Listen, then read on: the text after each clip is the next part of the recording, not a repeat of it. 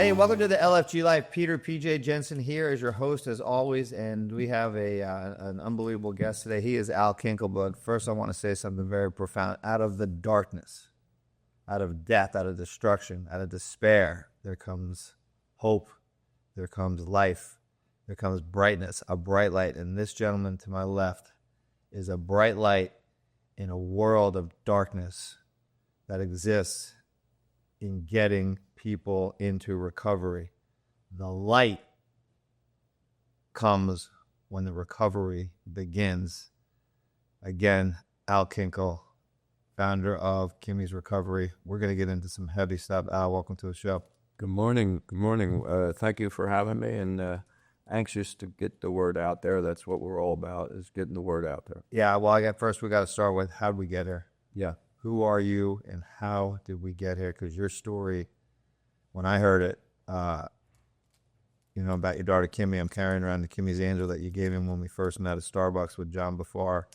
I carry it with me. You have a guardian angel who watches over you everywhere you go and everywhere and everything you do. This gentle, silent helper is there to be your guide, to shelter and protect you, and for you to walk beside. Your angel will always help you whenever things go wrong. There'll be the wings beneath your feet as life's path you walk along. Thank you for this. Thank you. Yes, thank you. And the angel represents what I call Kimmy. I believe in angels, number one. And then I was chairman for the Kids with Cancer at Galliano Children's Hospital. And when Kimmy passed away, we had several funds that we started, but this was one of them. When I was the chairman of the hospital recommended that we would start a fund, and what did I want to call it? And I said, well, Kimmy's now an angel, so let's call it Kimmy's Angels. Yeah, appropriately named. So again, how do we get here? How do we get to these two seats talking about what we're talking about? I think we get talking about not just Kimmy, but talking about the ripple effect that Kimmy has on the community. And I think it's through caring and hope and delivering the light to people that are in the darkness. Today, addiction and mental health, substance use has a different journey going, because 20 years ago when Kimmy started, 13 years old, people didn't understand it at all. Addiction. They didn't understand addiction. Yeah. They did not understand. We were labeled losers. Losers. Didn't care. Selfish. Didn't, just couldn't handle our booze. Couldn't handle our stuff. Yeah. And then don't you think they just want to be like that? And I said, no, they don't want to be like that. Yeah. And traveling when you're young and getting involved in addiction really destroys the brain. It really takes a big effect on the brain. Well, we gotta get into the heart of this. I know sometimes it hurts, but we gotta bring out the best of what we're doing here, and it's because of the road that happened, or you traveled down with your daughter Kimmy. She's no longer with us. Let's talk about what happened. Okay, so Kimmy had a 20-year addiction, mental health and addiction. She was dual diagnosed. So all that time that I was going through that with Kimmy, I kept thinking about other parents and other families that were experiencing the same thing happening to them. And I wanted to help them at that time, not only help myself, help Kimmy, but also what could I do in the community to help other people. Helping them with what? For the pathway? Yeah, pathway. Help them for different pathways. I believe in different pathways. 100%. You got your own pathway, and we wanted to show them the way. And when we lost Kimmy, How did we lose her? She overdosed from fentanyl and heroin. And this was a multiple occurrence, because you were telling me the story. I know I want to go there with you right now, because it's important, because people need to understand, as I opened up the segment with darkness and where the bright light comes from. The bright light can only come from where and what happened to you and your family with Kimmy. So let's go there. Tell us how she was at a 20-year addiction. She was ODing all the time in your house. And because I want to ask some questions as we go along, so pick up there, please. Yeah, Kimmy started using at 13. But in 13 years old, she was completely addicted to pills at that time.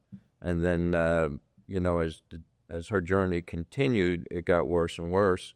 And then when she was around 25 years old, she started to use heroin. And then as soon as she started using that, just from what I know and the people that I knew that used heroin, I said, man, this is really, really bad. Heavy stuff. Yeah, it's really bad stuff. So she was ODing all the time in my house. And I think 3 times we brought her back from death, basically, and on the floor in my home. Your son was involved in a couple of those, right? Yeah. My sons were involved. They all were involved. The entire family. My son Christopher found her OD'd and took her into Lee Health. Lee Health saved her life 2 or 3 times. So with that, we said, Kim, you have to go into recovery. We're going to send you somewhere. So we sent her to Palm Beach, and she was there for two years, and then she was clean and sober for 2 years. In the recovery for 2 years. Yeah. And sober living, and then inpatient, outpatient, PHP, all of that. Yeah. We did it all. Yeah, and well, some people need that. There's, and I think that's what the message that we want to get out there. There's multiple paths to take in recovery. Sometimes it could be one and done. Sometimes it could be 2 or 3. It could be 30 days. It could be 2 years. And everyone has a different jacket they put on in their recovery. We all have the same baseline addiction, but it's what we pick and choose and what the coping skills we can take and go along our paths respectfully. Let me ask you a question. This might be a tough one.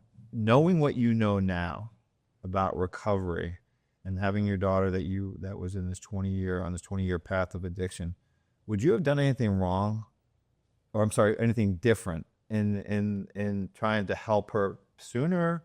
Different approaches, knowing what you know now as far as the tools that are out there.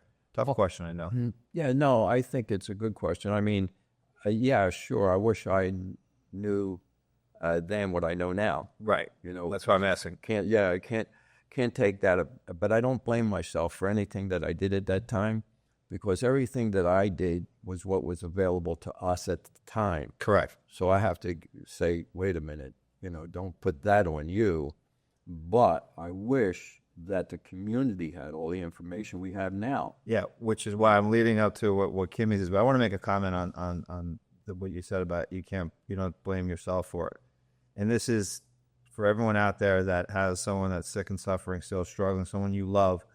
It doesn't make a difference if you gave them the Bible of addiction, which is a play on words for us. We'll talk about that maybe. Yes, if you gave them the pathway to success, until that person's ready, until the person that you love, until your son, it's your mother, your father, your sister, your daughter, it doesn't. You can never take that blame on yourself, because until we, the addict, make the decision and surrender to this awful disease, whatever our drug of choice is, then it's on us. And that's, I think, when people understand that, there's got to be a freedom in that.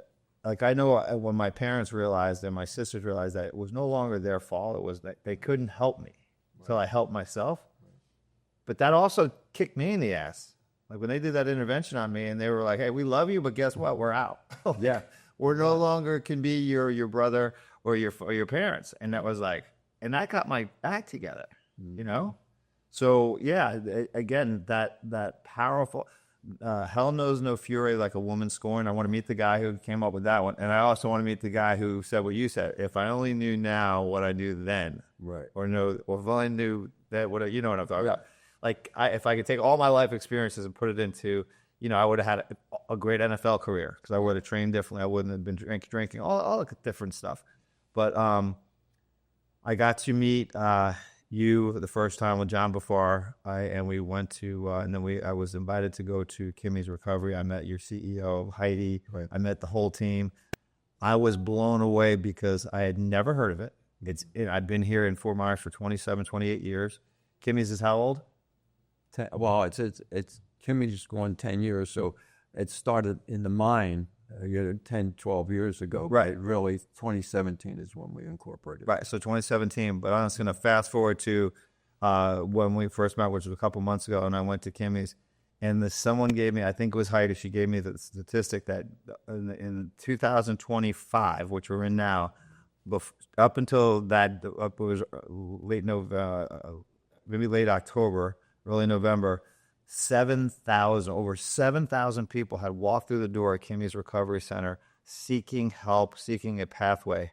That is unbelievable in what you've been able to do and provide the community that is sick and suffering. I was there on a Monday when you guys just got done with the food drive. That was impressive, and the property. So, tell us about Kimmy's recovery and what we're doing there. Yeah, well, Kimmy's Recovery Zone, we looked around after Kimmy had passed away of what we could do to make a difference besides kids with cancer, which has been involved with them since 2001. So besides that, we said, what else could we do? And that RCO came into effect, the Recovery Center operation. So when we thought about that, the time that Kimmy was sick, I could never find any help or get any phone calls back, period. I know the story. Scary. Yeah, it's really scary. So you're kind of alone, and we wanted to have a place where you're not alone anymore. We're there for you. We're going to help you, and we're going to get some answers for you. And I think that's all there was, and that was the most frustrating thing for me. And it wasn't that people didn't care. There was a Gordon Lewis that was in charge of the programs back then when I was having so much trouble. And he really cared. He really tried to help me. But there wasn't anything available. And today, the zone and also Fort Myers and Lee County have really stepped up to the plate. They're really trying to make it easier for us to get people the services that they need. But the issue is that we still lack the services. Funding. We have to funding. We have to have insurance. So there's a whole mountain to climb. But I think we're getting there. We're working together. We're collaborating with everybody. It's amazing. And that's what Kimmy Zone is. We're a service provider that collaborates with everybody in the neighborhood. You literally walk in the front door, and there is just racks of pamphlets of different things, different places to reach out, literature. Going back to what we talked about earlier, like back in the day, really our disease was taboo. It was, Exactly. At least now, like I said earlier, it's a little bit more accepted because it is a disease. It is now accepted with insurance, and it's obviously a big money maker on the rehab side and the medications and the mental health side, which is a whole nother conversation. But to sit here and listen to you, that you didn't have anyone to go to as far as get advice. And my family was the same way with the intervention. They had to call around, and that was 7 years ago. Yeah. And so what's happened with social media, if you just, so the algorithm, yeah, you can just do anything on there. You can find recovery after recovery. So, what's next for what I know you got a big piece of property with the bridge over. You want to acquire that, and then let's talk about the expansion. Yeah, well, we hopefully will expand. In other words, things are happening so fast right now, and the service that we provide is in demand.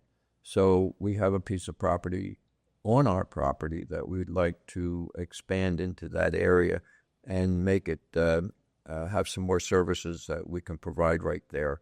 And those services still have to be yet to be determined, but that's what we want to do. We think we can increase the usage by people in the community by just having a bigger facility. Sure, it all has more services right on the property. I mean, you're busting at the seams right now. Right now, you have 7,000 people come through that, and this is in a residential area. It was donated to you guys by the city. Right. It's just amazing. Let me ask you a question, and I want to make sure I ask you this correctly. What do you love about what you do? Like, because in this again, and part of my journey in sharing the LFG life with people is that, the road to recovery is just everyone's talking about doom and gloom. You know me, I'm on the high five side. I'm on the bad. Let's have to go. I'm sober. I'm happy. I'm thirsty for life, and so there's this a celebration on the recovery side that takes people time to get there. But it's not doesn't have to be doom and gloom, because if done correctly in recovery, you do get your family back. You do get your friends back. You get your self-worth back.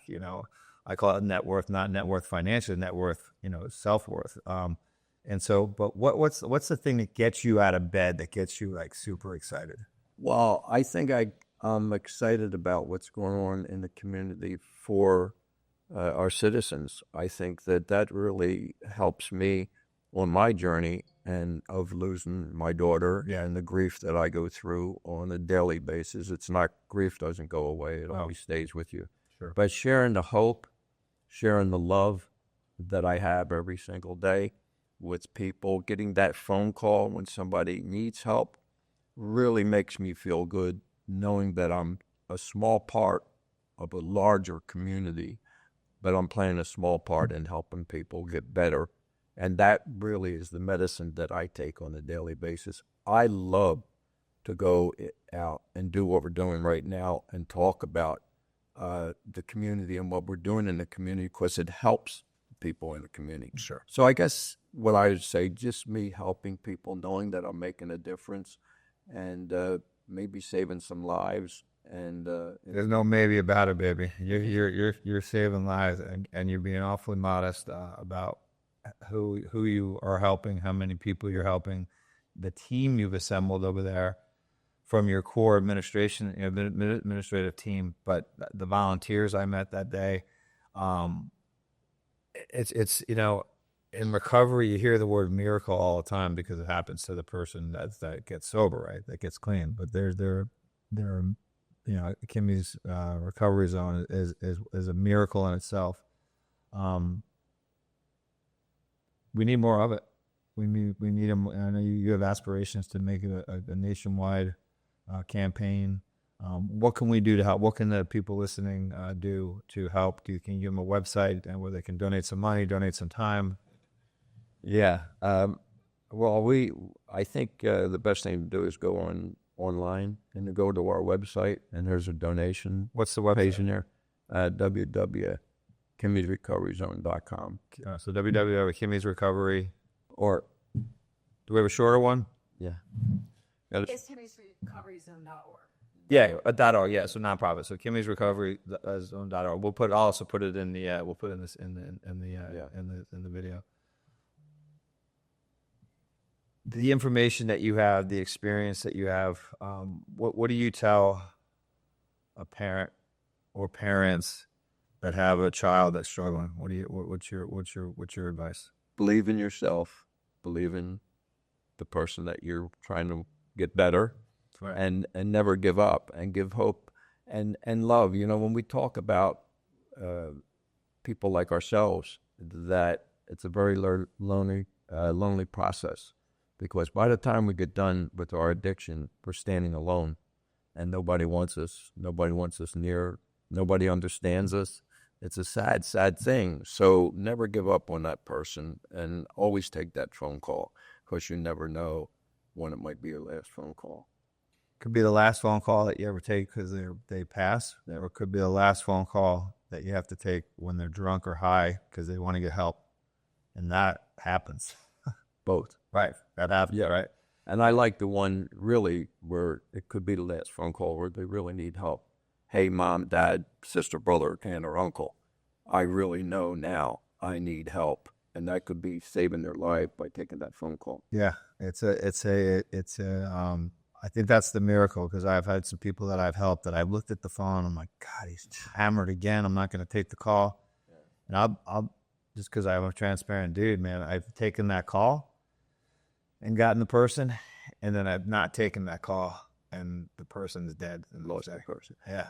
Well, I made a deal with Kimmy that we would, if she called me, I would call her back, and vice versa. So we every day I sent her an email, a positive quote. I sent it every day, no matter what, no matter where she was, and then she would always pick up my call. So no matter how, because I get nervous, you don't hear from for 2 days, so you say you must call me back, and she would always call me back, no matter how high she was or how much trouble she was in. And then I just go back for a second. Kimmy's journey wasn't easy. She probably went into 10 different rehabs before we finally got her into the one. But again, like I said, there's things where you have to finally walk away. We understand that, but always The enabling part. yes, You got to walk away. you got to walk away from that, but always be available. Yeah, I always say, people that I help, I'm not an active sponsor, and that's one of the things that I'm working on, because I'm very particular on people that I help, not people that I won't say this the right way, not particular about people I help, that where they are in their stage of addiction. Like someone's, calls me and they're like buzzed up, yeah, I think I'm ready to do that. And then I'm like, you know what? You're not, and I've talked about this, that you're not ready. What do you mean? Well, you don't, when you call me, you say you think you're ready, and you're not ready. So continue what you're doing. Just don't drink and drive. Don't kill yourself. Don't kill someone else, and do your thing. When they call me and they say, "Hey, man, I'm in. I'm ready," then I know, right? And so it's some people, in the rooms will look at that like, yeah, that's not right. But I wrap my arms around the non-active and the active. When they're active in their addiction, I'm kind of like the Heisman. There's a little hands, you know what I mean. I'm there, but I'm not gonna go full, because especially if it's like the 6th or 7th time I can't put my sobriety and my family at risk in terms of to chase someone that's not ready yet. Yeah. And I think that's maybe where it's a catch-22, because we know what we know, right? So when you don't know what you don't know, it's different. But I know that I can say, hey, here it is. Here's the book, right? Here's the pathway. There's the light, and you're not going to go until you're ready. That's right. So do you ever find that it's a conflict? Because as I'm sharing with you, I kind of feel guilty, and people are listening, and Heidi's actually listening. I'm going, oh, shit, and I don't know Heidi that well. She's sitting there going, gee, he's selfish. Like, I don't know. Like, how do you feel about that? Well, Heidi wouldn't say you were selfish.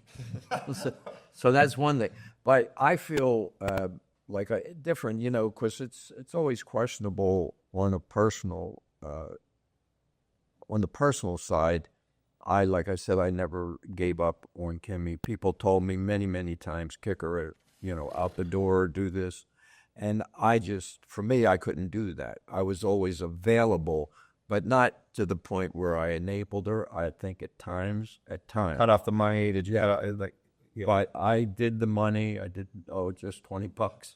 Yeah. Oh, what you want to do with $20? You want a lot? Yeah, a whole lot. So we're very crafty. Yeah, very, very smart, very crafty. So, I mean, I get burned, I guess. But for me, for my mental, I wasn't able to make that clean cut.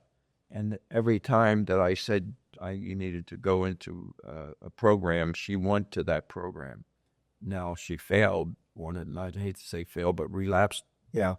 And she relapsed, and, I just brushed her off and gave her more love and sent her back to another place. Well, because the other thing, just let me make this point. The other thing was in Delray, it was called the Delray Shuffle, and that's where I was sending her. And they were just using us and taking the money, the $30,000 a month. Oh yeah, you can look it up, the Delray Shuffle. So a lot of multiple rehabs. Yeah, rehab. Check them out of one, getting another network after network, and then right. So a lot of the issues where she didn't make it wasn't really her fault. The system wasn't working at that time. And that's why I say today I'm enlightened, and I feel so much better today to know what Kimmy Zone has done together, collaborating with probably everybody in this town. I think if there's somebody listening that I haven't collaborated with, get in touch with Heidi. Because we do make an effort to collaborate with everybody, because that will help the person. So we're not just looking for business ourselves. We don't charge any fees. No, right? Yeah, I just wanted to kind of maybe share that with you. That's how I do it. And again, whether my way is the Okay. Yeah, it's but again, I don't know if it is okay, because if I feel guilty talking about it, it's probably not okay. So I gotta have a conversation with him about it and figure out because it's just such a it's like we talk about, kind of, it's baffling and cunning. It's just I think for yourself, you're such a powerful person that you have to understand that, just like when I'm in a room and I do our podcast, and I'm in the room and I say it all the time, how blessed I am to be there with such powerful people that were just like me. I was just like them at one time. Yeah. And look at what we're doing today. Look what you're doing today, because so you have the power to change people's lives. I said, we don't have to go to become a doctor and go to school for 15 years, say, for instance. And I'm not making light of that. That's a heavy, heavy way to go. Yeah. But we can save people's lives just by being a peer, by being somebody with lived experience. And you can change somebody. You can. Oh, we see it on the fast track. Well, just since we've been doing this, we've had 2 people that we've directly and indirectly put into a rehab. So that's, and then I can't tell you, and the text message and things, and from my mother's friends who have grandkids. My mom's still alive, thank God. She has friends that have grandkids that are watching the show, and they're getting. It's you're right. Yeah, I mean, the message it has to continue to come out, and that's you never know. Someone might hear it from you and not hear it from me. Someone might hear it from me and not hear it from you, and we're saying the same thing. That's right. And I love that about that. There's different options at Kimmy's, because it's you guys are, like I said, collaboration is just that. You're collaborating with everybody, and so I think a person that walks into Kimmy's and a family that walks into Kimmy's has a better opportunity to get sober and get in recovery because of all the options, right, as opposed to if it's a one stop. We are a one-stop shop, but I'm probably someone just say, hey, go here or do this, or that's just not the way it is. No, and very similar to I'm a Christian. My God's my God, but very similar to how we try to get people like in the rooms, like in the 12 steps, like. It's the higher power is God and my God, but the higher power could be this microphone, because it's not as threatening, because it's not God, right? So but if that microphone keeps me from drinking, hey, that's the higher power, right? Yeah. And I have so much respect for our organizations. I'm glad you brought it up, because NA, AA, CA, look at the organizations. If you step back for a minute and look at those organizations, what they've done to change people's lives. Yeah. And they've given them the power to become all you want to be. We all have the power to be all we want to be, but we've got to be clean and sober to do that. Yeah. And they show different pathways, each one of them, and whatever works for that person is the best one. Yeah, and that's what I said. Yeah, I like the feud that goes on between NA and AA. They're very territorial. Like, the NA people don't like AA people going to NA. Like, if you're an alcoholic and you're not into narcotics, you're on NA. They kind of like have this like turf war. Yeah. And because they take it seriously. But the 12 step, the first step for me was the big one. Admit that you're powerless over alcohol and that your life is unmanageable. And when I first read it in my first rehab, and I had been to 60 meetings prior to that trying to save myself, right? And I would just look at the 12 steps, and I never even read it, because all of a sudden now I'm in a rehab, and I sat there in my first meeting, because my first 2 days in the rehab, I walked in and I said, hey, I'll have my PJ next to me. How do you feel about being here for your first time? And you're like, well, this is my 10th time. This is my 7th time. This is my 5th time. And I was like, holy shiz, I got to get my act together. So I became a pupil that day, front row in every group session, and the first day I sat in the front row, guess what? Right to my left were the steps. First step, admit that you're powerless over alcohol and your life's unmanageable. As soon as I read it, I go, damn, that's in the past tense. Because if I don't drink, my life is manageable and I have all the control, right? So I have all the power. So I reversed it. And then after I read that, then it became, the other 11 became, now I can execute a game plan. Because to me, it was like, I put it into a football game, and all of a sudden I had a game plan. I could execute audible, make my moves. But my baseline for sobriety is totally 100% AA. And then I kind of pick and choose the stuff. And but it's an evolving industry now, because it is an industry that people today, not only is it more, I think, accepted, as we talked about, but now there's more options. Right. But I just want people not to get so caught up in some time of all the options, as opposed to a baseline, which anyone ever came to me, where's step one? I'm going to say AA meeting. Yeah. Let's not drink today. Let's not quit forever. Let's just not drink today. Mm-hmm. Let's get to a meeting. And then, I say to people, hey, this is a little bit over my pay grade. Let's get you some help. Yeah. Let's get you into a rehab. Let's get you clean. Yeah, I think the combination is really a blessing, because AA, NA, CA, all the organizations do such a fine job. But there might be other things too that we need, and physical fitness as well. Oh yeah, well we talked about. I did physical fitness and You're a runner. Yeah, you're. I mean, yeah. triathlete. Yes, try it. Yeah, this guy's a stud. No, I that's a whole. We could sit there for hours of a podcast talking about like that's the part about the LFG life. Hey, you're sober now. Yeah. You can't be fat. You can't be lazy. Yeah. Because everyone thinks that because you drink you'll you'll lose weight. 100%. That is categorically 100% true. But the other part is that when you drank, it just didn't make you feel crappy. You just made poor decisions in eating. You made poor decisions. You didn't want to go to work. You didn't want to go to the gym. So now that the demon's out of you, now let's focus on sobriety. Yeah, but let's focus on getting back in shape. So now all of a sudden you got your wits about you. Now you get your physical part back. Now you're starting to really cook and really get into that's going to get the endorphins going. You're going to be like, all of a sudden you're back in God's capacity of which he built us, right? Pure, clean, and let's roll. And then you plug into him or your higher power and let's get it on. You look into the mirror, you see a different person. You look different. Like, oh man, I look pretty good today, So that's all in sobriety. And, I've been down that path for a long, long time.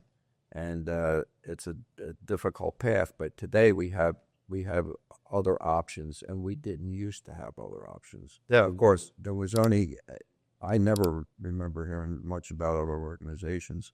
Back in the day, it was like one place, two places if you were lucky, or the places you went to did not know how to handle the brain. The brain's very the last piece of the big puzzle of a human being that we're really concentrating on is how does the brain work, and especially with addiction. And we just said it a minute ago, your decision making is bad.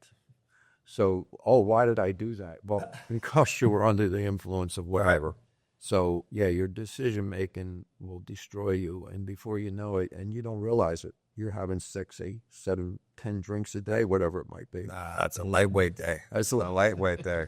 Before 10 o'clock. Yeah, I was a lightweight a little bit, but still, you make bad decisions. It's sort of like when you're using. That's why I worry about children and getting the information to children, is because if you start using like my daughter did at 13 years old, your decision-making process is really bad, as you grow worse, so in your 30s, you might be making decisions of a 13 brain. Of a 13 to where it started. I would say that because I started drinking at 12, so there's a lot of me that stayed 12. Yeah. Because it stopped. Like, you can really go into that like from a scientific standpoint.